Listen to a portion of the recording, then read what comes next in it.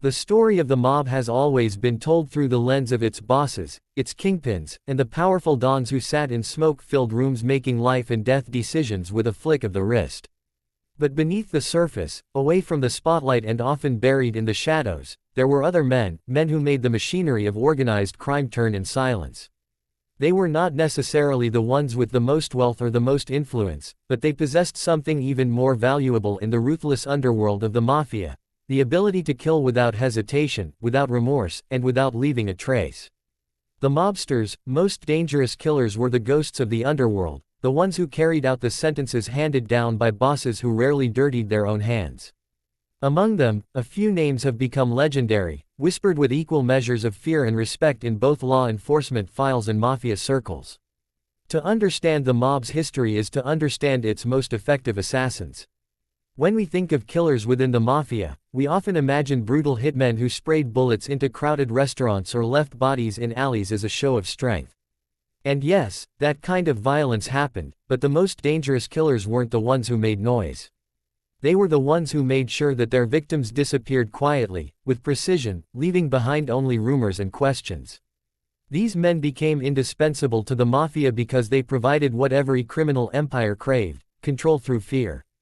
In their world, silence was power, and a single man with a gun could reshape the fortunes of families that stretched from New York to Chicago to Las Vegas. One of the most notorious names in this history is Richard Kuklinski, known in law enforcement circles and sensationalized by the media as the Iceman. Kuklinski was not a made man in the traditional sense, but he became one of the mob's most feared contract killers. Born in Jersey City in 1935, Kuklinski grew up in a household dominated by abuse and violence. His father was an alcoholic who beat his children mercilessly, and his mother, devout and severe, provided little comfort. By his teenage years, Kuklinski had already developed a cold detachment from human life. His first murder, by his own admission, came when he was still young, killing a neighborhood bully with a piece of wood and leaving his body to rot. From there, he discovered a sense of power in killing. What made Kuklinski different from so many others was his methodical nature. He was not bound by rage or impulse, he killed with calculation. By the time he came into contact with members of the Mafia, including associates of the DeCavalcanti family in New Jersey and later the Gambinos in New York, he had already established himself as someone who could be trusted to eliminate problems. Kuklinski claimed to have killed over 100 people, though law enforcement could only confirm a fraction of those deaths. Yet whether or not his full tally was accurate, the sheer brutality and creativity of his methods set him apart. He used cyanide, firearms, knives, chainsaws, whatever the situation required.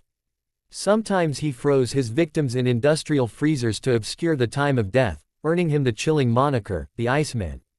He once poisoned a man's hamburger in a roadside diner and watched him collapse before walking out as though nothing had happened.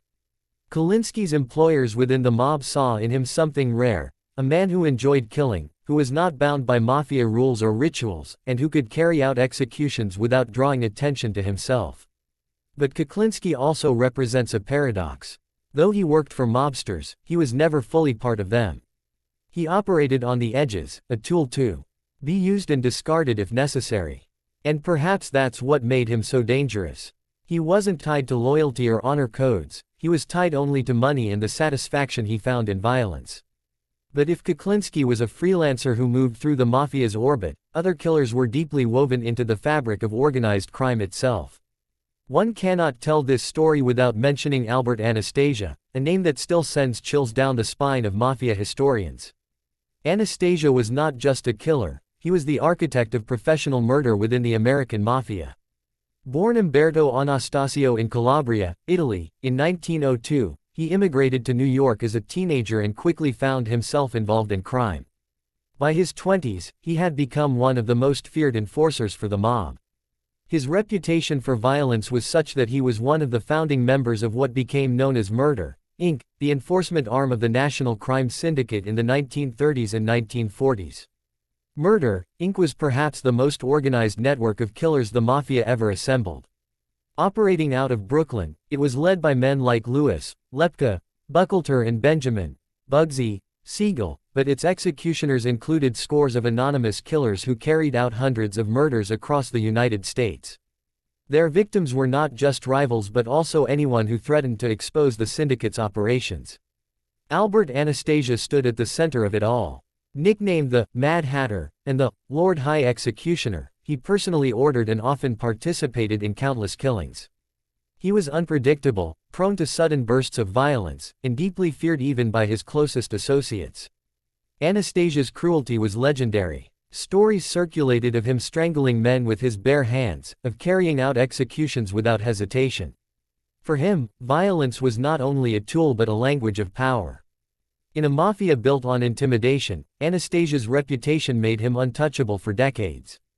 Eventually, he rose to become boss of the Mangano family, later renamed the Gambino family, one of the most powerful mafia families in New York. But his violent temperament and the enemies he made along the way ultimately sealed his fate. In 1957, Anastasia was gunned down in the barber's chair of the Park Sheraton Hotel in Manhattan, one of the most infamous mob hits in history. His death symbolized the fall of one of the mob's greatest killers. The mafia's reliance on such men was not a choice, it was a necessity. Organized crime, for all its business-like structures, always depended on violence as the ultimate enforcer of rules. When someone broke the code of silence, when money went missing, or when rivals threatened profits, the bosses needed men who could deliver final justice. These men became legends, sometimes feared even more than the bosses themselves. Another name that emerges in this bloody history is Roy DeMeo, a capo in the Gambino family during the 1970s and early 1980s. DeMeo was not only a killer but also a leader of a crew that specialized in murder. His crew operated out of the Gemini Lounge in Brooklyn, where they developed what became known as the Gemini method. A victim would be lured into the lounge, shot in the head, and then swiftly dismembered in the back room. The pieces would be wrapped in garbage bags and disposed of, often never to be found again. Law enforcement believes that the DeMeo crew was responsible for as many as 200 murders, making them one of the deadliest groups in mafia history. What makes DeMeo particularly chilling is how normalized murder became within his crew. Killing was not only a way of eliminating threats but also a bonding ritual. New members were often required to prove themselves by carrying out a killing, solidifying their loyalty to the crew. For DeMeo, violence was a daily reality. He was ruthless in business, dealing in stolen cars, drugs, and loan sharking, but his true notoriety came from the sheer number of bodies left in his wake. Like many before him, DeMeo's reign ended violently. In 1983, as law enforcement pressure mounted and his paranoia grew, he was found shot to death in the trunk of his own car, betrayed by the very world he had served so faithfully. These men, Kuklinski, Anastasia, DeMeo, represent different faces of the same dark coin.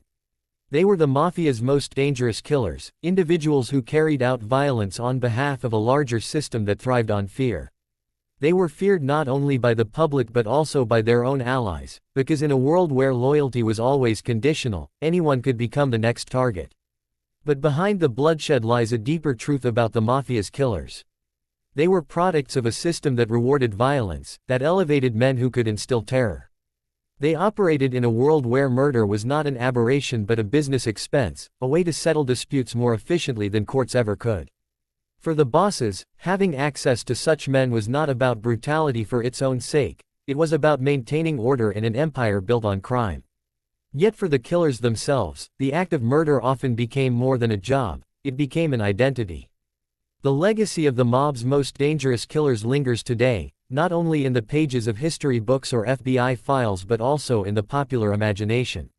Films, documentaries, and television dramas continue to draw inspiration from their lives, portraying them as both terrifying villains and complex anti-heroes. But strip away the myths, and what remains is a grim reality. These were men who made death their profession, who traded humanity for fear, and who left behind trails of broken families and shattered lives. To look at their stories is to look into the dark heart of organized crime itself. For every powerful boss who commanded respect, there was always a killer lurking in the shadows, ready to pull the trigger, swing the blade, or administer the poison. And perhaps that is the most chilling truth of all. The mafia's greatest strength was never just its leaders, its money, or its codes of silence. Its true strength lay in the men willing to kill without hesitation, the ones whose names history will never forget.